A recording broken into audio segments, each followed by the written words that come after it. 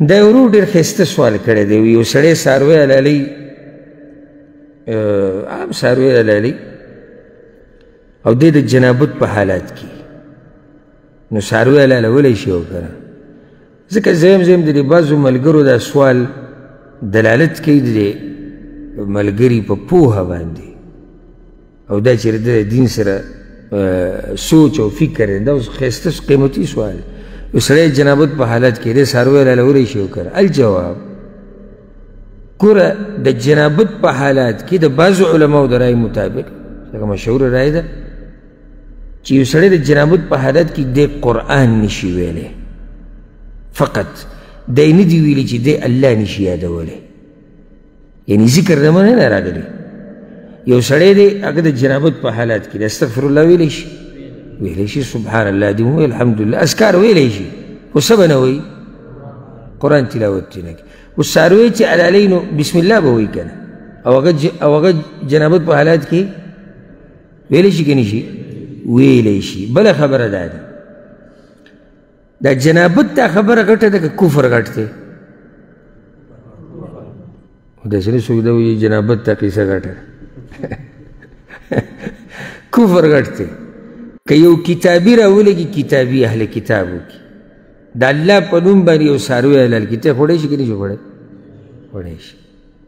نو چې کتابي کافر د الله په نوم څاروی حلال کړي ته خوړی شي، د مسلمان د جنابت په حالت کې ده کوم غټ کفر کړی؟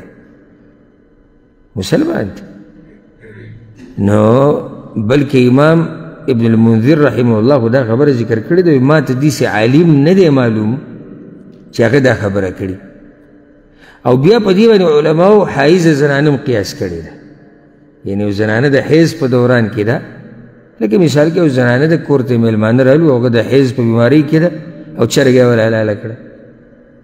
سوال چې د دې د ذبیحه د دې د حلالول د څاروي دا به برابر وو که نه؟ ځکه چې د حیض بیمارۍ او دا صحیح دي. او زه پرې ته یو دلیل ښیم، سوچ پرې وکړه. او الحمدلله چې الله موږ ته دا پاک او سوچه منهج او دین را نصیب کړی دی چې هرې خبرې سره الله او د الله د رسول خبرې یا د صحابه کرام.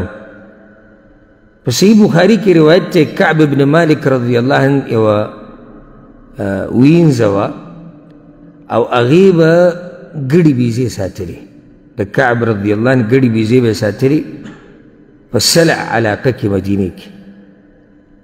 نو په دې ګډو کې یوه ګډه مړه کېده، ساتې وته. ما ته کړی دا قصه موږ چې د بل ځای کې هم بیان کړې. نو دې یو کاڼی راواغستو او دغه ګډې حلال کړو یا ګډه حلاله کړه، ځکه داسې مړه کېده. نو کعب رضی الله عنه بیا د خپل خاندان والا ته دا وایي چې دا به د هغه وخته پورې نه خوري چې څو پورې ما د رسول الله وسلم نه تپوس نه یې کړی. د دې څه پته لګي چې آیا داسې حلالول جایز دي او که نه دي؟ د هغو به هره خبره کې تپوس کوو چې کله د رسول صلی الله علیه وسلم خواله ورغې نو رسول صلی الله علیه وسلم وخوړی شي. اوس یو سړی به ما ته وایي چې مسله څه روانه وه او ته لاړې چېرته؟ په دې کې دلیل کوم ځای کې دی؟ ځکه په دین باندې پوهېده د الله توفیق غواړي او دومره سر غواړي.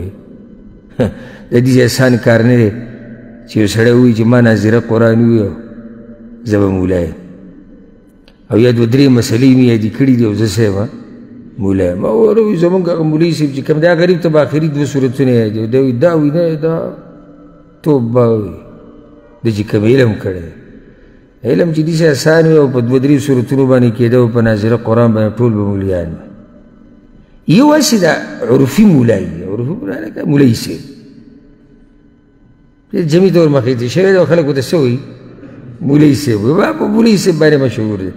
یو دا چې صحیح علم یې کړی، قرآن او حدیث او دا صحابه کرامو اقوال تابعین او کتابونه یې کتلي. ته ورشه د علماو مکتبې وینه چې ته حیران شي چې دا علم څه ته وایي.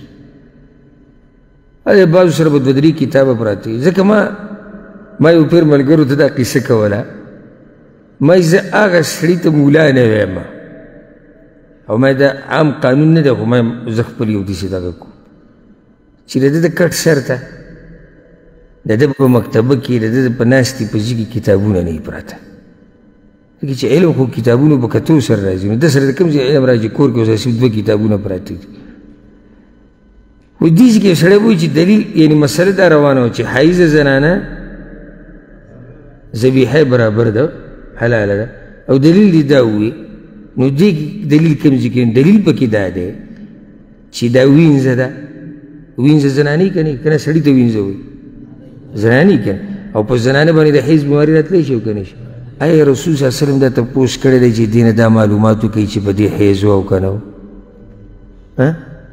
نه یې دی کړی او امکان و که نه و امکان شتي که نشته شتي نو چې امکان شتي او هغه تپوس نه دی کړی نو معلومه دا شوه چې د حیض زنانه ذبیحه داسې ده پوه شوې پې نو دغه شان د جنوب انسان چې جنابت په حالات کې د ده ذبیحه څه ده هغه برابر ده والله اعلم